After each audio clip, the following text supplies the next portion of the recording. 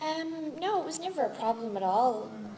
If I wanted to be discovered by anyone, it would probably be Pete or someone like Pete, because he's very genuine and real, and he doesn't feed you any crap, basically. And I liked the way he worked. I'd never worked with a director quite like him, and the technique that he used. He directed me in a sort of physical way sometimes. He would always be on the journey with me. He would always be there, and so you're here and you're looking over there, and I'd follow him, and then he'd go over there and I'd go over there. So yeah, and I loved that. And not only did it keep your energy up physically, but it was great as an actor. It was a great atmosphere. Everything was always moving, but yet it was laid back. It was relaxed. And yeah, and I really enjoyed it. I think more than anything I enjoyed shooting Heaven because it was blue screen and I had never really done anything like that before. So it's just nice to try something new. Probably the most disturbing thing for me was the underground scene. You can see why. It was an intense scene to shoot. It was important for all of us to always keep the atmosphere up and happy, and it never got too serious. But that was a scene that we were anxious about just kind of getting over and done with for a long time. And of course we wanted to do the best job, but it was, I'd never done a scene that was that intense and sort of awkward before. But it was great, and Stanley Tucci and I are very comfortable with each other, and we get on very well. So I think that was essential for us as actors who are sort of fighting in a way through the whole movie, if that makes sense, that we were comfortable with each other as professionals and actors and just as people.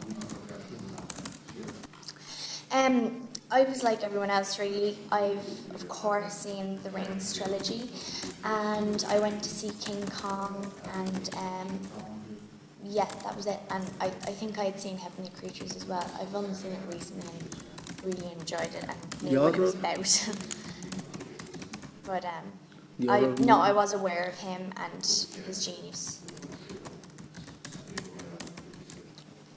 It was always going to be somewhat different. There needed to be a transition between alive Susie and dead Susie. So much happens to her in a split second, everything changes. Everything is taken away from her because of this one man. And so you needed to acknowledge that as well. But what's special about Susie is that she never loses her spirit. She's always going to be Susie Salmon. And that's one of the things I think that was frustrating for her, that she couldn't grow and share that with her family. And I found that interesting to play. And she had a lot of different characters, and slowly but surely, as the film went on, they were taken off. If that makes sense. I think it does.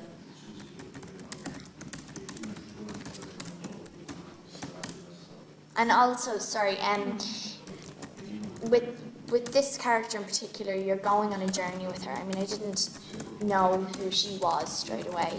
I had to discover her as I went on, so that was a challenge. Out of all of the characters that I've played,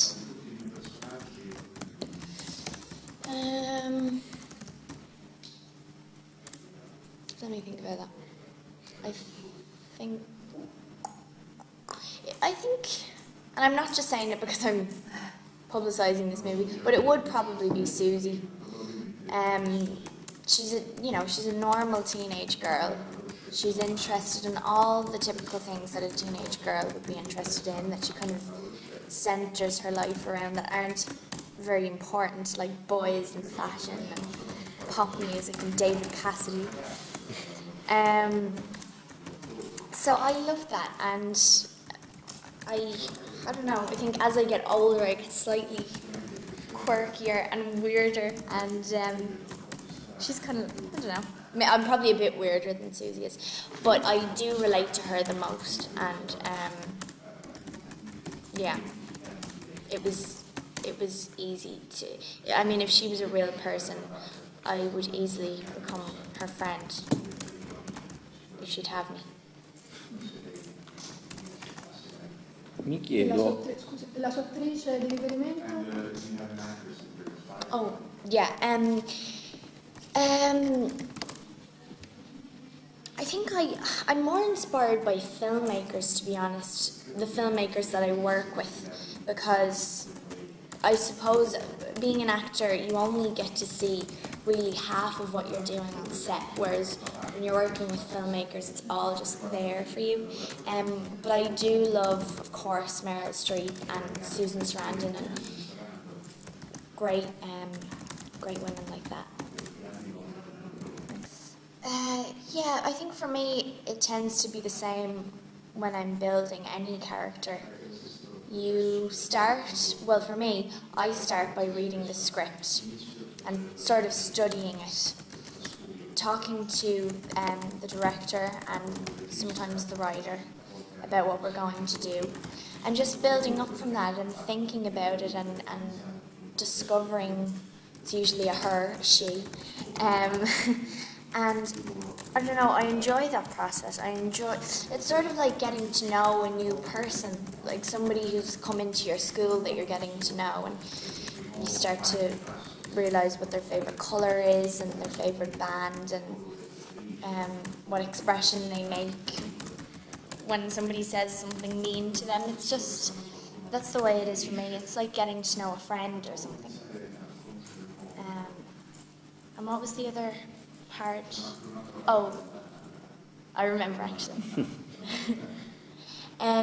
Yeah, I felt the pressure with this movie because I was aware of how precious the story was to so many readers, and it helped so many people as well, which I think separates it from the other books that have been made into movies that I've been in. And it's the first time really that I've played the central character that everyone looks to, and the same in the movie, and so that was a little bit nerve-wracking for me. And I worried about it, and I worried about not getting her right and not satisfying the readers. But I hope I did. I hope I do. And I hope they connect to it as well as I did, because I think she's a wonderful character and very special.